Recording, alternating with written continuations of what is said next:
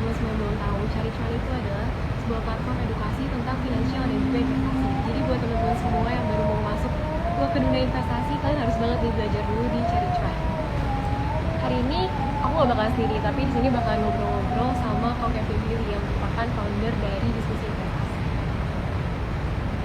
Kak Kevin udah ada ya?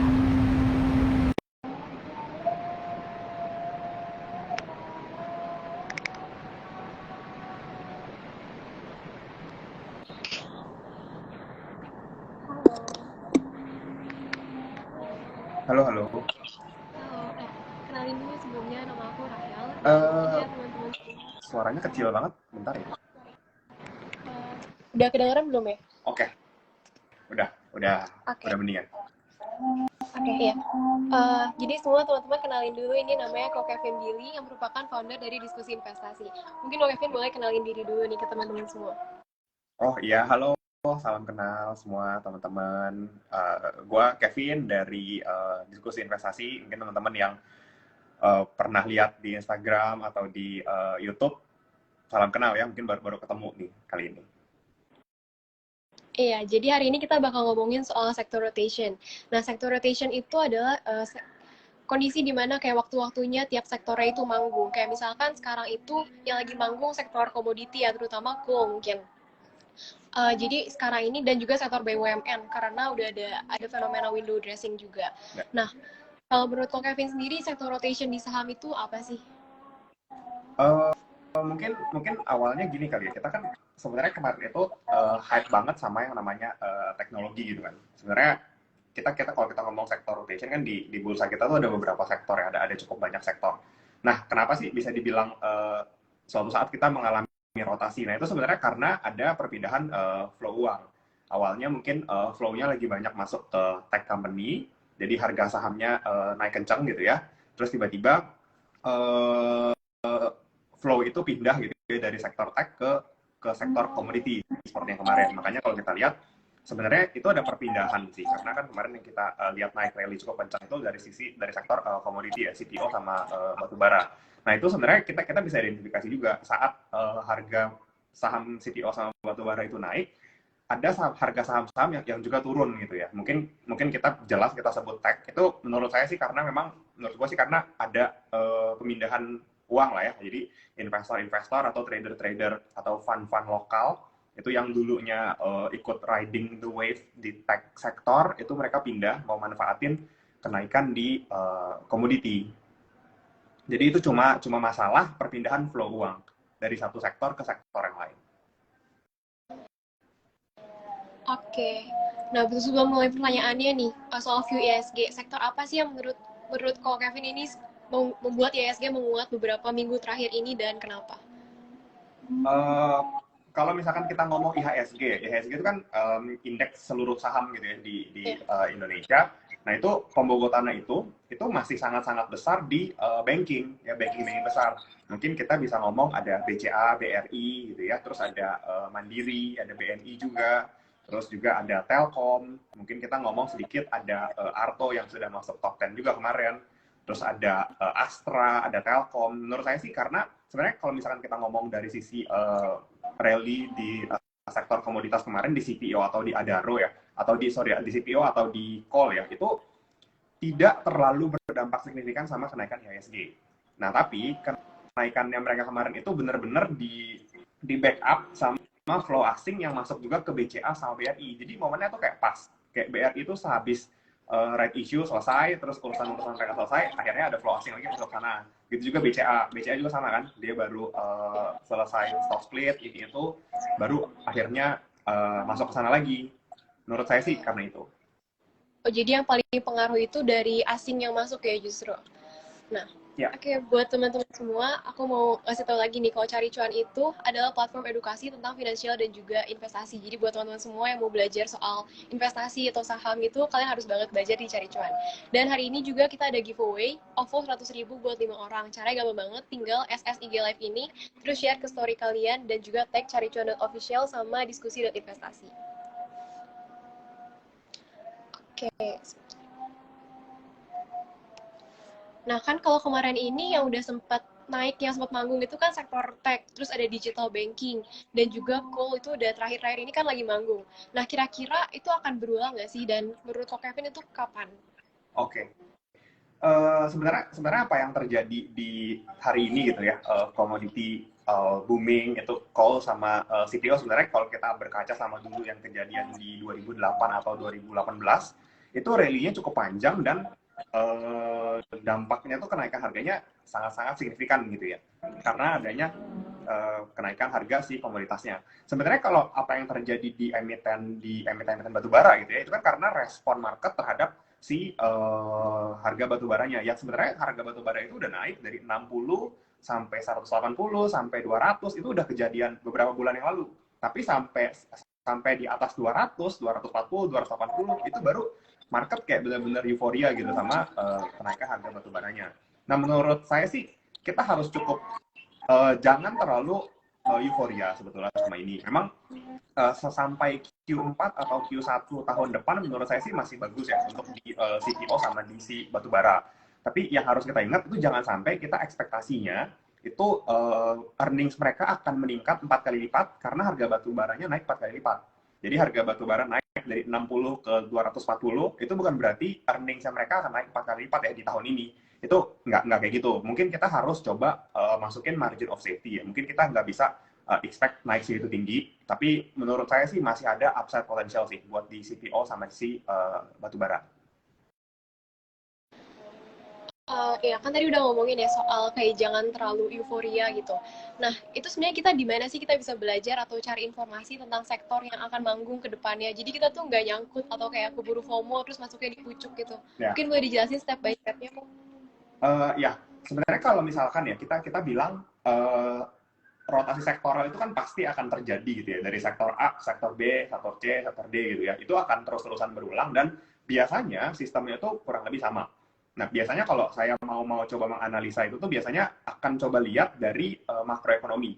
Ya, apa yang terjadi di negara-negara lain, apa yang terjadi di luar, kondisi perekonomiannya seperti apa. Nah, mungkin contohnya kalau misalkan kita ngomongin batu bara gitu ya. Sebenarnya kita tahu gitu dari semenjak batu bara naik dari 60 sampai 180 itu ada gangguan dari supply-nya. Ya mungkin kalau kita ngomong dulu Aussie sama China lagi perang, akhirnya China nggak mau ngambil dari Aussie, terus harga batu baranya naik. Itu salah satu faktornya. Itu salah satu yang bisa kita lihat lah indikasi awal. Tapi kenapa harga emiten batu baranya baru rally? Itu sebenarnya karena demand-nya baru ada.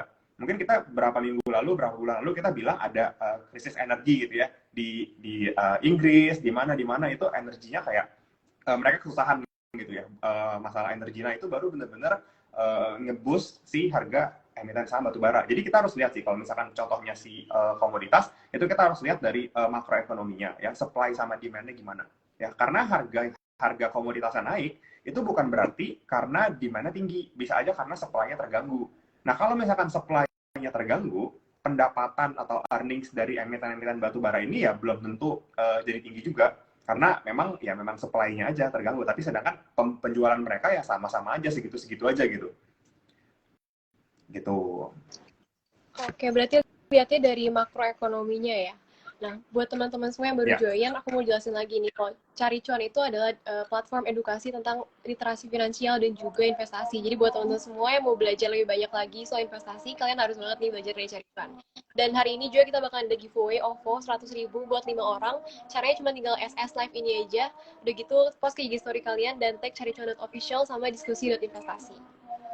Nah, kalau misalkan tadi udah tahu nih step by step-nya kan lewat makroekonominya dulu. Nah, tapi kalau cara step by step analisa dari berita yang tadi diomongin soal supply yang terganggu itu gimana sih? Oke. Mungkin kalau misalkan kayak kita ngomong mungkin kalau contohnya si batu bara gitu ya, itu kan kita bisa dicoba analisa ketika kita harus bisa hitung valuasi sih sebenarnya. Sebenarnya apa yang bikin harga saham-saham batu bara itu bisa naik ya? Kenapa kita harus invest di sana dibanding di sektor lain gitu? Nah, kalau misalkan kita ngomongin batu bara gitu ya, tahapan pertama pasti kita harus valuasi emitennya. Ya mungkin kalau misalkan teman-teman yang swing trading atau apapun, kita pasti harus cek teknikal ya. Cuma balik lagi kalau misalkan memang untuk invest jangka menengah, tahapan pertama pasti selain makro adalah hitung valuasi. Nah, sekarang kita harus coba hitung valuasi contohnya Adaro atau ITMG atau United Tractor gitu ya, emiten-emiten batubara, itu di awal kita sudah harus tentukan kira-kira mereka ini wajar dihargai berapa. Ya banyak metode evaluasi. Mungkin kalau misalkan beberapa teman pakai itu mungkin EV EBITDA untuk saham-saham itu mungkin bisa pakai dividend discounted model atau bisa pakai discounted cash flow, itu juga bisa. Nah setelah misalkan dapat nih harganya sekarang target price-nya contohnya misalkan sekian gitu ya. Tapi ketika nanti harga batu bara, maka pendapatan dia akan bertambah dan bikin perusahaannya layak dihargai lebih mahal. Gitu kan? Jadi setelah valuasi, baru kita hitung tuh dari target price kita, itu kira-kira jaraknya berapa persen dari harga sekarang. Kalau misalkan memang upside potensialnya masih cukup besar gitu ya, misalkan masih 30%, 40%, dan menurut dan kita yakin gitu ya, kira-kira bakal kesana dalam waktu kurang dari 1 tahun. Biasanya kalau saya analisa tuh 1 year view, jadinya kira-kira 1 tahun ke depan gimana?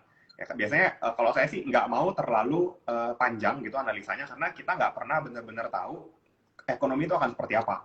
Mungkin kita bisa prediksi gitu ya, kurang lebih akan gimana. Tapi kalau terlalu panjang kan ntar tiba-tiba ada inilah, ada itulah, itu jadi miss. Nah, makanya sebaiknya ambil time frame yang lebih pendek untuk analisa. Hitung valuasi, baru habis itu hitung margin of safety sama harga sekarang. Kira-kira kita mau masuk di berapa. Gitu, kurang lebih. Oke, berarti kan tadi hitung valuasinya ya. Mungkin Kak Kevin bisa dikasih tahu ke teman-teman rasio paling simple yang bisa digunain untuk tahu harga wajar selain EV/EBITDA yang tadi udah Kak Kevin singgung. Mungkin kayak rasio-rasio yang lebih simple buat pemula ya, buat yang baru belajar gitu. Oke, mungkin gini, ada salah satu strategi unik yang bisa dipakai untuk emiten-emiten batubara. Tapi balik lagi, ini emiten batubara ini adalah emiten cyclical ya. Jadi ketika harga batubaranya tinggi, ketika demand-nya naik, dia bisa earning-nya bagus gitu. Dan bisa bagi dividen cukup besar. Kita sama-sama tahu lah ya, kalau emiten batubara ini salah satu yang paling royal kalau bagi dividen. Nah, tapi nanti pas harga batubaranya turun, kontrak futures-nya jelek, maka earning-nya juga akan terganggu. Itu akan ngaruh ke dividen. Mungkin salah satu cara yang paling simple, yang pernah saya coba hitung adalah, kira-kira emiten batubara ini bisa memberikan return itu berapa besar dari dividen. Kalau misalkan di contoh ya, contoh mungkin harga PTBA gitu ya, PTBA harganya 2.000 gitu per lembar. Lalu kemudian dia bagi dividen kurang lebih 10% atau 200. Nah, kalau misalkan sekarang dia bagi 200, artinya seandainya ya dia nggak punya growth, dia bisa kasih 200 setiap tahun, artinya 10 tahun kita baru balik modal dengan nominal yang kita invest di awal 2.000. Nah, itu bisa jadikan salah satu acuan. Kira-kira teman-teman di sini mau cari cuan berapa persen dari emiten ini. Jadi kita boleh kesampingkan dulu capital gain, karena capital gain ini sangat-sangat sulit ya diprediksi ya, karena ini akan sangat tergantung sama harga komoditas. Tapi dividen itu pasti masuk ke rekening kita. Nah, kita selalu usahakan cari emiten batubara yang membagikan dividennya rutin, besar, dan ada growth-nya.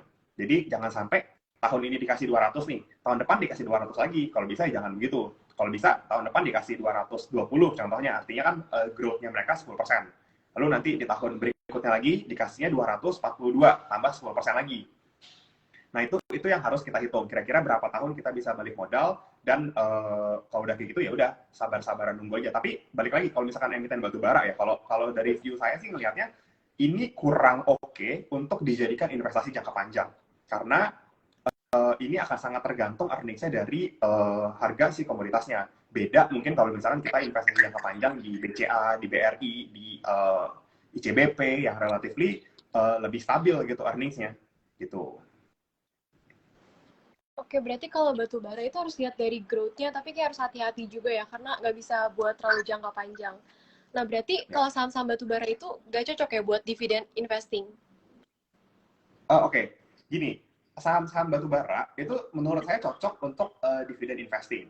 Tapi yang harus diperhatikan, saham-saham batubara ini punya karakteristik masing-masing gitu ya. Kalau contohnya kita lihat si PTBA itu domestik. Itu PTBA itu covernya untuk domestik, sedangkan kalau misalkan kita ngomong Adaro, itu banyak dia main ke India. Tapi kalau ITMG, itu banyak main ke China. Nah, sekarang kita harus pilih di antara tiga ini, contohnya tiga yang besar ini, kira-kira mana yang akan earnings-nya lebih stabil. Yang main di Indonesia, di India, atau di China. Nah, kalau misalkan kita ngomongin supply demand gitu ya, menurut saya sih sejauh ini yang akan terpengaruh besar oleh kenaikan harga batu bara itu di ITMG sama Adaro, karena dia mostly ke luar negeri. Tapi kalau misalkan PTBA itu kan dia ke dalam negeri dan relatively lebih stabil, karena PTBA itu kayak udah punya kontrak gitu sama pemerintah. Oke, harga segini ya, oke maksimal segini. Jadi ketika harga batu baranya turun, PTBA tuh nggak terlalu khawatir karena mereka udah punya kontrak sendiri. Nah kalau misalkan yang ekspor ke luar negeri ya itu mungkin yang akan susah. Jadi kalau misalkan mau dividend investing, menurut saya pilih PTBA karena relatif lebih stabil, mereka sudah punya kontrak sama pemerintah dan itu BUMN. Lagi-lagi pemerintah tuh pasti akan mengutamakan BUMN lah. Karena PTBA itu juga kan kalau kita bilang itu sumber dividennya si BUMN gitu. Jadi dia mungkin diambil keuntungan dari situ dibagi dividen untuk ekspansi perusahaan-perusahaan lain. Malah gitu. Jadi kalau misalkan ditanya cocok atau enggak untuk dividen investing, menurut saya cocok, tapi yang paling cocok adalah PTBA. Nah, kalau misalkan kita mau di Adaro atau ITMG, itu lebih nyaman kita ambil capital gain-nya karena kenaikan harga futures batubaranya. Gitu. Berarti kita bisa bilang dong kalau PTBA itu lebih aman ya, kalau Adro sama ITMG itu lebih risky tapi lebih high risk high return. Benar nggak kok? Iya, betul. Karena gitu ya, tadi misalkan Adaro, kalau misalkan kita ngomong porsi batu baranya, dia akan sangat mengikuti supply dari demand dari luar negeri. Kalau misalkan luar negerinya tiba-tiba ntar, mereka stop pakai batu bara, mereka pindah ke green energy. Terus kita mau gimana gitu? Nah beda, kecuali si Adaro-nya akan mengembangkan energi-energi lain gitu ya, yang bisa dibutuhkan oleh negara lain atau Indonesia. Beda sama mungkin view-nya terhadap Indonesia gitu ya. Menurut saya sih Indonesia masih belum bisa menerapkan energi terbarukan sejauh ini. Jadi mereka masih akan sangat-sangat ketergantungan sama batu bara, yang mana mereka ambil dari PTBA. Mungkin gitu sih kurang lebih gambarannya. Oh iya. Kalau ngomongin soal green energy nih, kira-kira kapan sih bakal bisa keeksekusi di Indonesia? Oke, mungkin ini selalu jadi topik yang menarik kalau misalkan kita ngomongin batu bara gitu, karena dari 5 tahun, 10 tahun yang lalu juga orang-orang udah ngomong batu bara ini sunset, bakal ada energi terbarukan, ini itu. Tapi kenyataannya sampai sekarang masih dipakai aja gitu kan, nggak ada progres yang gimana gitu. Dan menurut saya juga kayaknya batu bara mungkin 10 tahun lagi masih akan sangat-sangat diperlukan, apalagi khususnya di Indonesia gitu ya. Kita tahu lah, maksudnya Indonesia relatively agak sedikit ketinggalan kalau dibandingkan dengan negara-negara lain ya, terutama mungkin Eropa yang udah sangat-sangat green gitu ya. Mungkin Eropa nanti baru ke US, nanti dari US baru mungkin ke China. Tapi menurut saya itu nggak akan semudah itu, karena oke lah, mungkin mereka sekarang udah punya beberapa sumber energi terbarukan, tapi biayanya itu masih sangat mahal. Kalau kita compare gitu ya dengan penggunaan batu bara, ya mendingan pakai batu bara aja dulu, habisin dulu. Nanti kalau misalkan nanti udah ketemu sumber energi yang lebih bagus gitu ya, contohnya mungkin solar gitu ya, solar panel, itu baru mungkin switching. Tapi kayaknya masih cukup lama deh, mungkin di atas 10 tahun deh. Gitu. Berarti for now kayaknya green energy masih agak lama banget ya, kayak buat kita khawatirin gitu. Ya, betul. Jadi mungkin kita masih cari yang lebih murah kayaknya ya kalau untuk Indonesia. Iya, benar. Jadi kalau misalkan kayak gitu, kan pasti balik lagi kalau misalkan ya sumber energinya mahal gitu. Terus kayak tarif listrik pasti naik. Nah sekarang kalau tarif listrik naik, masa kayaknya pemerintah nggak mungkin deh ngebiarin, mungkin mereka akan didemo gitu misalkan tarif listrik naik kan. Dan kayaknya kalau kondisi lagi susah begini, masa kayaknya bukan momen yang pas aja sih buat naikin tarif listrik. Jadi ya mungkin nggak bakalan dalam jangka waktu pendek lah. Oke, balik lagi nih mungkin ke sektor cyclical ya. Nah, ini udah banyak banget ditanyain juga nih. Apakah ada pola yang pasti yang berulang di siklus sektor atau semuanya tuh terjadi berdasarkan sentimen sih? Oke. Kalau misalkan, ini pertanyaan sebenarnya banyak banget ditanyain ya. Apakah itu ada sesuatu yang pasti patternnya gitu ya? Menurut saya sih nggak ada yang pasti. Jadi misalkan setelah batu bara mungkin ntar konstruksi, terus setelah konstruksi ntar consumer. Menurut saya sih tidak begitu ya. Tetap kita harus coba lihat kira-kira sentimennya seperti apa gitu ya. Mungkin kalau misalkan kita ngomongin beberapa waktu lalu kayak pemerintah mulai kasih relaksasi PPN ya. itu biasanya akan sangat terpengaruh itu adalah rumah ya, properti, karena mungkin pajaknya relatif lebih murah, jadi orang-orang bisa spend uang mereka lebih banyak di sana. Terus mungkin mobil ya, kendaraan itu juga akan diuntungkan gitu ya. Nah ini harus kita coba analisa. Nah misalkan pemerintah sudah mengeluarkan peraturan PPN itu kayak udah berapa bulan yang lalu gitu kan, tapi kok aneh, emiten propertinya kemarin itu belum jalan, masih di bawah gitu, masih harganya masih belum naik. Nah itu yang harus kita cari. Ya, jadi dulu itu ada pembuatan peraturan apa, terus nanti tiba-tiba baru tuh dia akan jalan berapa bulan atau berapa minggu kemudian. Nah, kalau contoh kayak ini kan kita bisa ambil saham-saham properti yang memang masih lagging. Menurut saya nanti emiten properti earnings-nya akan bagus sih di akhir tahun atau di tahun 2022 karena kebijakan-kebijakan ini. Karena misalkan mungkin orang-orang yang dulunya ngerem pengeluaran gitu ya untuk beli rumah, nanti mereka akan pakai karena mungkin kondisi perekonomian bisnis mereka udah lebih stabil. Jadi ini yang harus dianalisa, dan ini tuh nggak berulang secara pasti gitu.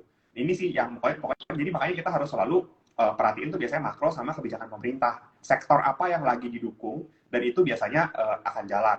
Tapi mungkin kalau misalkan ditanya kayak contohnya konstruksi sama batu bara yang biasanya selalu rally di akhir tahun. Mungkin itu. Nah itu yang perlu diperhatikan sebenarnya, itu bukan timingnya, itu bukan karena akhir tahunnya, tapi lebih karena demand-nya naik ya, karena di luar negeri winter ini itu kapal juga terganggu perjalanannya, jadi itu yang menyebabkan si supply juga terhambat, makanya harga batu baranya naik. Nah harga batu baranya naik, maka harga sahamnya investor pun akan memvaluasi lebih mahal. Gitu. Oke, berarti kita harus banyak-banyak lihat dari news dan juga dari makronya ya. Ya, jadi nah mungkin kita juga praktek. Ya, coba kita praktek dulu nih kok. Biasanya setiap sektor apa sih yang menyebabkan sektor itu manggung? Secara historinya kan sebenarnya bisa dilihat juga ya, kayak apa aja sih yang nyebabin sektor itu manggung. Coba mulai dari sektor banking kok. Apakah itu setiap window dressing atau gimana? Jadi kalau misalkan kita ngomongin big caps ya, selalu kalau misalkan big cap itu identik dengan yang namanya window dressing. Nah jadi sebenarnya pola yang agak cukup berulang adalah saham big caps akan naik di Q3 sampai Q4. Nah kenapa? Karena biasanya saham-saham big caps itu dimiliki oleh fund manager besar. Jadi ada fund manager, ada yang punya dana kelolaan triliunan gitu ya. Mereka punya saham-saham big caps, mereka punyanya Astra, Telkom, terus BCA, BRI. Nah, untuk memperbaiki kinerja mereka, karena kan mereka manajer investasi kan dinilai berdasarkan return mereka berapa. Kalau misalkan return mereka jelek, orang nggak akan mau taruh di dia, orang akan tarik dana untuk pindah ke manajer investasi lain. Lalu nanti manajer investasi lain yang lebih profit gitu ya, karena kan mereka sistemnya ada manajemen fee yang persentase atau mungkin bagi hasil gitu. Jadi mereka akan coba jaga supaya return mereka bagus. Nah, kalau misalkan mereka mau jaga gitu ya, return mereka bagus, mereka akan coba juga jaga harga sahamnya. Jadi ketika harga sahamnya turun sampai at certain point, mereka akan beli untuk jadi ngejaga, ibaratnya lebih ngejaga. Nah itu salah satu mitos di window dressing. Nah, oke. Tadi udah ngomongin soal banking nih. Yang kedua itu di komoditas. Nah, di momen apa sih biasanya komoditi itu manggung, dan apakah kayak kita harus menunggu momen kayak tahun ini ya ada komoditi super cycle atau gimana? Oke. Sebenarnya kalau misalkan kita lihat kapan komoditinya akan manggung gitu ya, kapan emiten di sektor komoditi akan manggung. Sebenarnya itu cara ngeceknya itu cukup gampang. Kita tinggal lihat harga komoditas future-nya. Kalau misalkan contohnya ya, misalkan ini kan kontrak future ini kan kayak berapa bulan gitu. Mungkin pas bulan September kemarin kita udah ngomongin kontrak future yang bulan Oktober sama November. Artinya bulan Oktober November itu uangnya, earnings-nya itu akan naik dan berpengaruh ke laporan keuangan di Q4. Karena kan bulan 10 ya, 10, 11, 12 gitu ya. Nah itu akan kena di Q4, baru akan kelihatan. Jadi kalau misalkan komoditi nih ya, komoditi itu benar-benar deh, mendingan ngecek aja harga komoditasnya gimana, sama supply demand-nya gimana. Jadi tetap balik lagi cek ke supply demand-nya juga ya kalau komoditi. Nah, kalau misalkan untuk future contract yang harus kita lihat itu untuk komoditi berapa lama sih, dan ngeceknya di mana ya? biasanya kalau misalkan ngecek harga itu ceknya di investing.com. Jadi ntar di situ ada harga kontraknya dari beberapa bulan ke depan. Nanti bisa dilihat itu pergerakan harganya gimana. Nah tapi mungkin itu jangan terlalu teman-teman jadikan suatu acuan gitu ya, karena kontrak future yang bisa jadi mereka transaksinya nggak di situ. Ya mungkin kontraknya di 200, sedangkan mereka sebelumnya itu sudah pernah tanda tangan kontrak untuk jual barang di 120. Nah itu yang perlu kita perhatikan, makanya jangan sampai kita berharap kalau misalkan harga batu baranya naik 4 kali lipat, harga emitannya naik 4 kali lipat juga, jangan. Kita harus coba diskon karena tidak semua penjualannya akan exactly sama harga future. Bisa aja mereka pakai harga spot gitu kan, atau harga kontrak yang sudah disepakati sebelumnya. Kayak mungkin PTBA sama pemerintah, jadi nggak bisa terlalu jadikan patokan naik sana. Oke, balik lagi berarti harus ada aspek-aspek lainnya yang kita analisa ya, jangan terlalu terpaku gitu. Oke, selanjutnya mungkin kita bahas sektor industri dan juga konstruksi kan, yang tadi belum dibahas nih. Kapan biasanya yang kedua ini tuh manggung dan biasanya digerakkan oleh sentimen apa sih? Oke, kalau misalkan kita ngomongin sektor industri atau konstruksi gitu ya, kalau misalkan konstruksi, biasanya tuh ada tipikal tertentu ya. Kalau konstruksi ini kan pendapatan yang mereka dari project kan, either dari project atau mereka jual aset gitu kan, jual jalan tol ini itu. Nah biasanya pemerintah itu sudah punya budget yang harus dihabiskan dalam 1 tahun. Let's say mereka punya budget untuk konstruksi itu 100%. Nah kita harus coba lihat budget itu sudah terserap berapa banyak dari awal tahun sampai akhir tahun.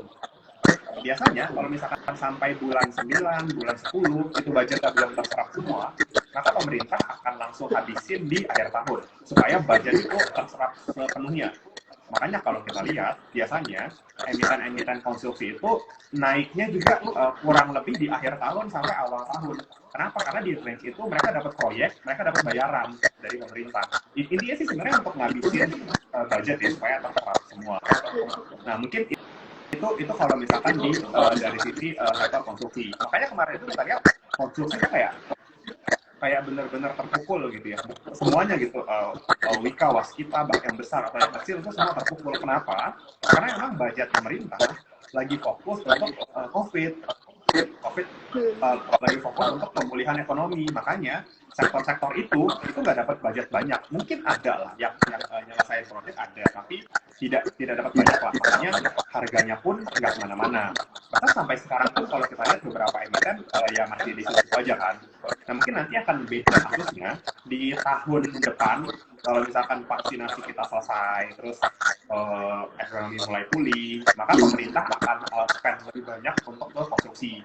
Jadi mungkin ini bisa jadi salah satu peluang kali ya kalau misalkan ada yang ngincer-ngincer kira-kira tahun depan itu mau cari emiten apa. Nah itu perlu dipertimbangkan. Kita harus coba lihat nanti kalau misalkan vaksin selesai, ya COVID-nya bagus, mungkin baru mulai akan kejar. Karena kita harus lihat kalau misalkan ngomongin sama pemerintah, soalnya agak tricky karena setiap pemerintah punya kebijakan yang berbeda. Contoh kalau mungkin Pak Jokowi gitu ya, Pak Jokowi gercep banget gitu, mau banget infrastruktur itu besar. Kita harus lihat kalau Pak Jokowi sampai 2024, karena 2020, 2021 ini udah ketahan, sepertinya Pak Jokowi akan jor-joran gitu ya, dari 2022 sampai 2024 untuk di sisi infrastruktur. Karena ketinggalan 2 tahun nih. Oke, berarti balik lagi ya, emang harus dengar news juga ya, dan kita nyesuaiin sendiri strategi investasinya. Government spending. Kalau ngomongin soal konstruksi, pendapat Bapak tentang SWF itu yang seperti gembar-gemborin dan beritanya sekarang udah hilang, itu gimana sih? Oke. Mungkin kalau misalnya ngomongin SWF ya, SWF itu kan sempat kenceng, terus harga sahamnya naik, terus ternyata hilang karena belum jalan lah istilah proyeknya. Tapi sebenarnya itu balik lagi sih sebenarnya kayak tadi yang dijelasin. SWF itu dulu direncanakan sebelum COVID. Jadi udah mulai beritanya keluar lah ini itu.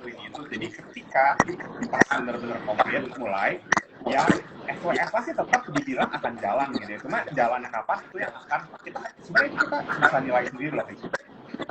Karena pemerintah itu nggak akan ngomong jelas gitu ya. Oh SWF kita ntar tahun depan ya. Enggak, dia nggak bakal ngomong kayak gitu. Terus dia nggak mungkin ngaku juga kan kayak oh SWF ntar dulu deh kita fokus ke ini dulu. Mungkin itu dia nggak akan ngomong di publik. Nah, kita harus ya kayak lihat analisa sendiri gitu.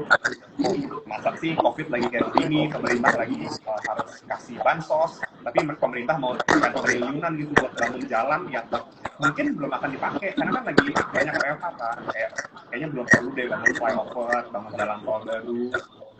Itu sih yang ini. Jadi balik lagi, SWF itu akan jadi, cuma belum dalam waktu dekat ini. Mungkin kalau menurut saya ya, itu mungkin akan mulai jalan dari 2022 sampai 2024 karena supaya periode kedua ini jadi sebuah karya yang bagus gitu ya, itu akan dikejar.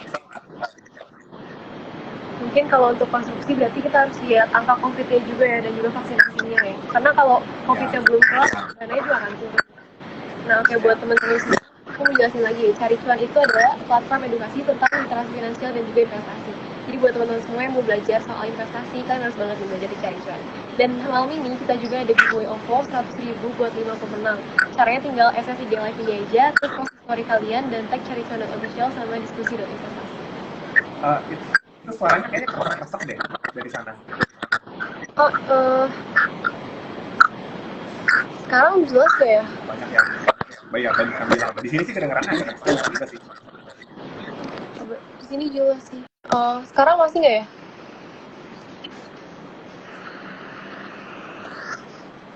Sekarang oke.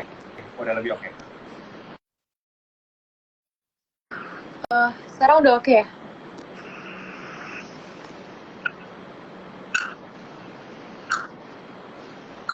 Halo, ini udah oke belum? Ya, udah lebih oke. Oke, iya. Oke, lanjut lagi nih. Kalau menurut Ko Kevin sendiri, pendapat pribadi dari Ko Kevin, kira-kira seberapa besar sih dampak dari SWF ini yang nanti bakal terjadi? Oke. Akan sangat besar ke emiten-emiten konstruksi karena kita bisa lihat sebenarnya akan ada peningkatan earnings yang sangat besar gitu ya, apalagi kalau misalkan kita compare pasti nanti akan muncul berita gini misalnya pendapatan Wika naik sekian ratus persen, pendapatan USKT naik sekian ratus persen di tahun 2022 gitu karena di compare sama tahun 2020 sama tahun 2021 yang kecil gitu. Nah menurut saya sih kalau misalkan kita lihat konstruksi masih cukup lagging, itu bisa dimanfaatkan untuk teman-teman yang mau beli, itu bisa mungkin akan bagus 1 atau 2 tahun ke depan. Jadi pokoknya dampaknya akan bagus ya karena karena tahun ini mereka pendapatannya kecil gitu ya, agak-agak susah-susah, tiba-tiba akan dapat project banyak dan itu akan bikin harga saham naik juga. Saya sih gitu. Oke, berarti harus tunggu, sekali lagi nih, nunggu COVID-nya reda dulu, dan juga tentang harus banyak-banyak liatin newsnya juga ya. Nah, mungkin terakhir nih yang tadi belum dibahas sektornya, sektor teknologi. Nah, kira-kira menurut Ko Kevin, apakah saham-saham teknologi ini bakalan susah buat dapat sentimen lagi atau masih bisa lanjut? Atau bahkan sekarang ini tuh masih early age buat para investor saham tech? Soalnya kan sekarang lagi benar-benar kayak banyak banget yang rugi nih di saham teknologi. Oke. Mungkin di awal harus disclaimer dulu ya, mungkin karena saya tuh orangnya bull on tech, jadi ada reasonnya kenapa saya cukup bull sama teknologi. Sebenarnya apa yang mungkin saya kasih jelaskan dulu awalnya kenapa teknologi ini jadi suatu sektor yang baru tapi udah naik begitu banyak gitu ya di Indonesia.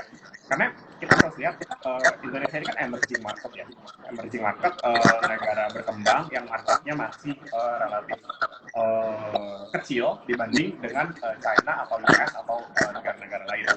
Nah, apa yang terjadi di US, apa yang terjadi di China, itu biasanya akan terjadi duluan, lalu baru beberapa tahun kemudian terjadi di Indonesia.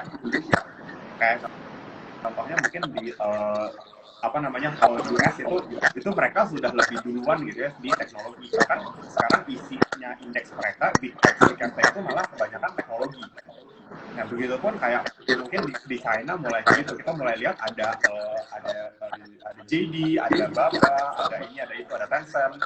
Itu akan sangat bisa jadi proyeksi investor-investor yang mungkin view-nya jangkanya agak cukup panjang gitu ya, itu bisa kita jadikan suatu kesempatan gitu ya untuk masuk duluan.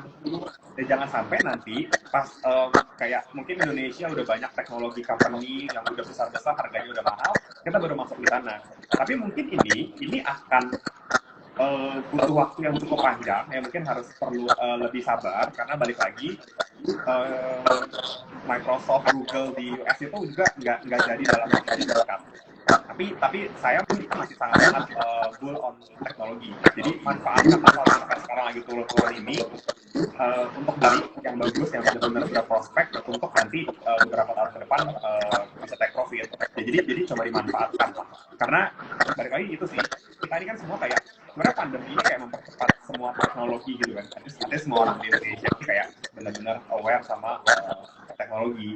Ini jadi suatu hal yang bagus sih. Oke, kok sorry katanya suaranya kresek-kresek ya? Di aku lumayan jelas sih padahal.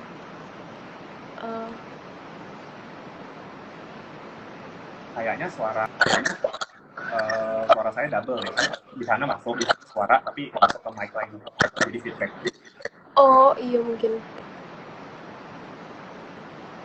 Oke ya mungkin lanjut dulu aja kali ya. Di aku udah jelas kok ya. Nah kalau dari sektor tech ini menurut Koreven view-nya masih bull ya. Jadi sekarang ini harga sahamnya masih koreksi dan justru momentum buat masuk, itu benar nggak? Ya, tapi yang perlu diperhatikan tuh yang benar-benar tech ya, jangan yang tech-tekan gitu ya. Itu kita harus coba analisa. Kayak misalkan, kayak sekarang kan banyak banget bank yang bilang dia adalah bank digital. Nah, dari sekian banyak itu kan nggak mungkin kita beli semua kan. Terus kita cuma punya ya dua lah ya, kayak mungkin big bank gitu ya, kayak saya punya, BCA punya, BRI punya gitu kan. Pilih yang paling bagus lah di antara itu. Nah mungkin kalau misalkan kita perlu consider memang punya gitu ya bank digital, pilih aja dua yang paling bagus, yang masa depannya akan bagus lah. Mereka punya ekosistem, mereka di backup oleh funding yang kuat. Itu pun sama, kayak misalkan mungkin kita ngomongin kayak e-commerce ya. E-commerce kan baru ada satu nih, yang ini kan. Nanti bentar lagi tahun depan ada satu lagi. Nah itu mungkin boleh dikonsider lah, pilih aja salah satu. Oh mereka kurang lebih sama kan, kurang lebih e-commerce. Cuma memang si Bukalapak ini punya retailer, punya warung yang jadi kekuatan mereka. Nah itu yang perlu dianalisa. Dan menurut saya sih, saya masih bull on tech. Tapi gini, ketika kita nungguin tech bull, kita bisa manfaatin juga sebagian nominal lah ya dari portofolio kita untuk main di sektor-sektor yang memang lagi high. Kayak sekarang contohnya ketika tech company itu mulai turun, mulai agak sedikit agak ada outflow lah ya, ada harga sahamnya turun, kita bisa switching juga, jangan terpaku ke sana gitu, karena mungkin ini untuk yang jangka tengah lah ya, trading atau swing jangka tengah, itu bisa ya udah kita emang harus pindah aja, saatnya pindah ke komoditas, nanti pas consumer lagi main ya udah kita masukin ke consumer. Jadi benar-benar manfaatin momentum lah kalau misalkan untuk investasinya. Berarti kita nggak boleh terlalu terpaku sama satu saham aja ya, kalau suka juga harus manfaatin momentum. Nah kalau tadi kan kita ngomongin soal tech nih, contohnya bank digital terutama ya. Nah kalau nanti itu bakal ada Blue by BCA sama Living by Mandiri, which is big banks. Apakah bank-bank mini itu bakal kesapu sama banking besar ini? Menurut saya bank digital, bank kecil, bank digital kayak misalkan kayak Blue ini tidak akan bisa mengganggu big banks karena mereka ada di sektor yang berbeda gitu ya. Ada di sektor yang berbeda, mereka mainnya beda. Kalau misalkan bank digital, bank kecil mungkin dia akan lebih fokus ke konsumennya langsung, akan langsung fokus ke kita. Tapi sedangkan bank-bank besar itu akan tetap pendapatannya itu dari lending ke company kan, karena nggak mungkin kita taruh uang gitu ya, di mungkin saya sebut aja, mungkin kita taruh di Jago gitu ya, di Arto, kita taruh uang berapa banyak sih kita bisa taruh gitu kan di Arto, di GoPay atau di mana gitu kan, berapa besar. Nah apakah uang itu akan dipinjamkan ke company untuk ekspansi? Kan nggak, tetap nggak mungkin kan, mereka funding 10 triliun lalu dipinjemin ke sebuah company untuk ekspansi, kan enggak. Jadi itu akan tetap di-handle oleh bank-bank besar, ya. Mungkin business to business-nya akan tetap dikenal banget, tapi B2C-nya itu akan diambil oleh bank kecil. Kayak mungkin kalau misalkan kita lihat BBYB ya, BBYB itu kan dia ada ekosistemnya sama Aku-Laku. Nah, terus itu mereka kan akan punya ini juga kan, akan punya namanya lending ke masyarakat. Nah, itu akan dipakai uangnya itu dari deposit kita yang ada di sana. Makanya dia itu berani kasih bunga yang besar, bahkan bunganya 7-8%. Nah, karena dia pinjemin ke orang, itu bunganya bisa belasan persen, bisa 20% kan, kalau misalkan kita ngomong aplikasi pinjaman online gitu ya. Itu kan sangat-sangat besar. Nah, itu yang jadi akan beda lah, nggak akan makan apa lain. Tapi mungkin bank-bank kecil yang dalam tanda kutip pura-pura digital itu nanti akan kena sih, ketika nanti investor udah mulai sadar, oh ya ini sebenarnya nggak ada isinya gitu. Berarti sebenarnya mereka nggak akan saling makan juga ya, jadi aman-aman aja ya kalau misalkan ada yang big bank. Tapi yang menarik nih gini, kan banyak orang yang skeptis gitu kan sama bank digital kan. Banyak orang yang nggak setuju, ngapain sih kita beli sahamnya bank digital, ngapain sih kita invest di bank kecil yang cabangnya belum jelas siapa. Tapi coba gini, kita harus coba rubah pola pikir sedikit kali ya. Misalnya, ketika kita memandang bank digital ini sebagai suatu hal yang nggak bagus, kita harus ingat BCA yang sudah sesolid itu, yang sudah sebesar itu, mereka bikin loh bank digital. Artinya mereka juga melihat bisnis bank digital ini menjanjikan. Kenapa Bank Mandiri bikin Livin? Itu karena mereka mau ngambil pasar yang mereka nggak bisa ambil. Nah, jadi kita harus cukup terbuka lah pikirannya supaya nggak selalu fokus sama suatu hal yang sayang kalau misalkan kita lewatin. Oke, berarti sorry.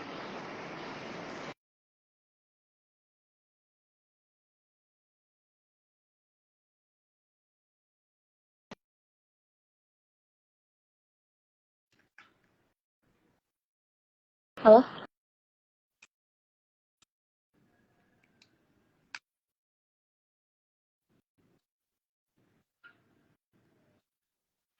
Kira-kira yang prospek ke depannya juga bagus gitu.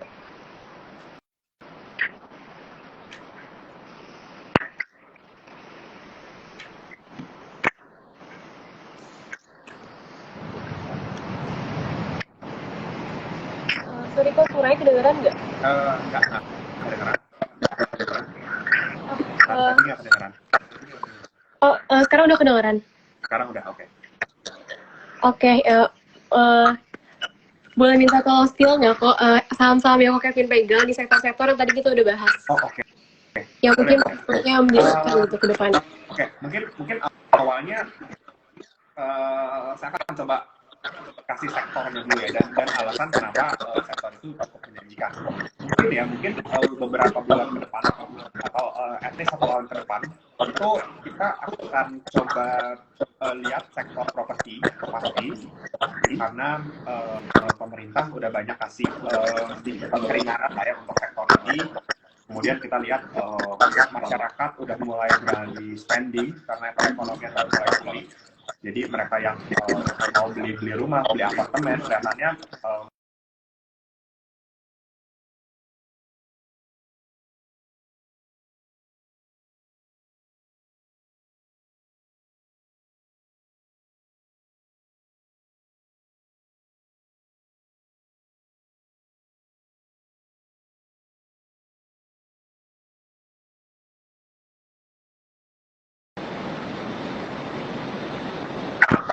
di sektor properti ini akan ada peningkatan volume.